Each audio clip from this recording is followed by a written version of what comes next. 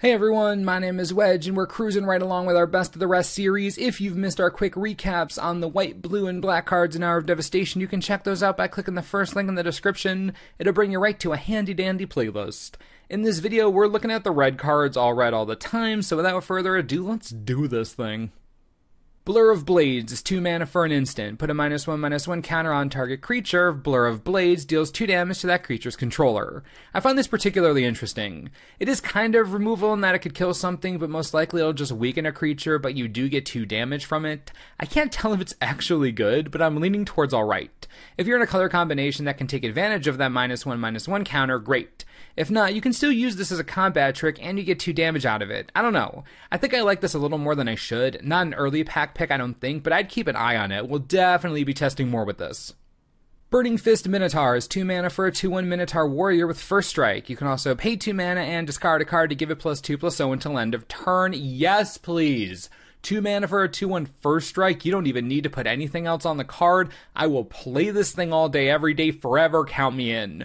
The added bonus of a discard outlet and potential synergy? Cool. Don't get me wrong, that's neat, because it's adding even more power. But I don't care that much, because this thing is a house. You drop this on turn 2, it's going to wreak havoc in combat. First strike is deceptively powerful in the early game, mid game, late game, and when you're laying in bed dreaming sweet first strike dreams.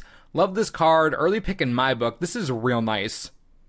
Crash Through is 1 mana for a sorcery. Creatures you control gain trample until end of turn, draw a card. Huh. Okay, it's a pretty simple card.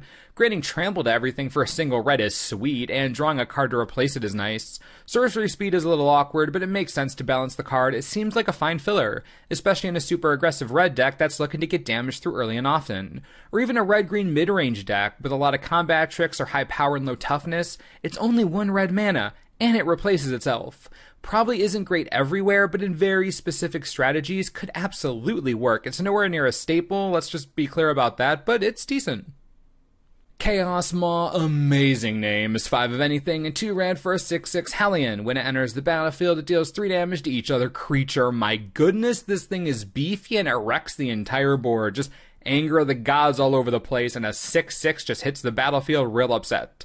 I'm not even sure how to feel about this card, besides the fact that you obviously take this thing in draft, especially if you're already in red. I mean, it wrecks most creatures in this block easily, and a 6/6, even without keywords on it, can do a lot of damage, especially against an empty board, obviously. Chaos Maw is just a fat beater, wow. Firebrand Archer is 2 mana for a 2/1 human archer. Whenever you cast a non-creature spell, the archer deals 1 damage to each opponent. The ability is alright, but the only reason this thing is even remotely playable is because it has 2 power. Having 2 power for 2 mana is hugely important in modern day limited formats, this one being no different. If you have a heavy focus on non-creature spells in your deck, this will do just fine. If you don't and you need a 22nd or 23rd card or even something to fill the lower part of your curve, this will do just fine. And you won't have to spend an early draft pick to get it, so it's alright. Frontline Devastator is 4 mana for a 3/3 zombie Minotaur Warrior, great creature type with Afflict 2. You can pay 2 mana and it gets +1/+0 until end of turn. Solid card, this should make the cut in most red decks that you draft. 4 mana for a 3/3 isn't anything to write home about, but it shocks the opponent if they block, and if they don't, you can fire breathe it to Kingdom Come, basically the dream. Win-win for you, solid creature, should go in the middle of the pack most of the time, it's really good stuff. Granitic Titan is 4 of anything and 2 red for a 5/4 elemental with menace and cycling costing 2 of anything. Having menace grants this creature my attention. 6 mana for a 5/4 even with cycling is only okay, especially when you compare it with the Ceradon at a single red. I know the cost is less color restrictive, but 2 is not 1 no matter how you look at it. Adding menace gives some depth to this big dumb rock, forces some awkward blocks into a 5-power creature, puts them on the back foot, or you force them to have a removal spell. Granitic Titan shouldn't be a high priority, but if you're in a red deck and it looks like you're going to need something juicier on your top end, you could do worse than this Titan. Hour of Devastation's next preview is called Hour of Devastation. Pretty on the nose. It's 3 of anything and 2 red for a sorcery. All creatures lose indestructible until end of turn. Hour of Devastation deals 5 damage to each creature and each non-bolus planeswalker. Well, this is pretty self-explanatory, isn't it? 5 mana at sorcery speed to essentially nuke an entire board, and if there were any gods on that board, super duper dead too. All the gods, crazy dead, can't imagine what this means in the story, har har har. As far as playability, we're obviously looking at a Wrath effect in red. There are maybe a handful of creatures that can survive something like this in limited. If we're looking at constructed, this isn't technically a Wrath effect, but it's going to kill most everything in that format too. Another card that proves we're away from 4-mana Wraths, that's for sure. I think it's a super bomb in limited, not so sure about standard, but devastating in commander, especially when it strips indestructibility. Savage to say the least. Hazaret's Undying Fury is 4 of anything and 2 red for a sorcery. Shuffle your library, then exile the top 4 cards. You may cast any number of non-land cards with converted mana cost 5 or less from among them without paying their mana costs. Lands you control don't untap during your next untap step. Talk about an absurdly risky play. Not only are you spending 6 mana at sorcery speed to do this, but you have to shuffle your library, exile the cards, and do all this without even having a chance to fix the top of your library. I'm sorry, but this is way too random for me with too high a cost. 6 mana and you don't get your lands next turn, I just can't get behind this. The flavor is great because it's basically red going insane, but playability-wise, I can't. This is jumping blindfolded into a volcano crazy. Just keep me out of it. Imminent Doom is 3 mana for an enchantment. It enters the battlefield with a Doom counter on it. I love it already. Whenever you cast a spell with converted mana cost equal to the number of Doom counters on Imminent Doom deals that much damage to target creature or player, then put a Doom counter on Imminent Doom.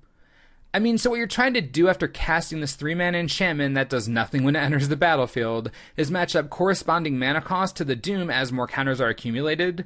You cast a 1-mana spell, 1 damage, and it gets another counter. Then you need a 2-mana cost spell. Not 2 mana and lower, 2 mana. Exactly. This is the definition of tedious. This is the avatar of tedious. This is the physical representation of tedious. I can't think of a single deck I would ever play this in, but you do realize I'll have to find somewhere it works, right? This is just wow. For the art being as amazing as it is, and the name and Doom counters, I am a tad disappointed. Just a tad, a tiddly bit, a pinch. Alright, I'm done. Marathas is 4 mana for a 5/5 elemental. At the beginning of your upkeep, put a -1/-1 counter on Marathas. Whenever you cast a non-creature spell, remove a -1/-1 counter from Marathas. Interesting design, so before you get to even attack with the elemental, it's going to be a 4/4. If you have a heavy non-creature spell presence, then you can probably keep its power and toughness high for a good while, but if you don't, then this is going to die off real quick.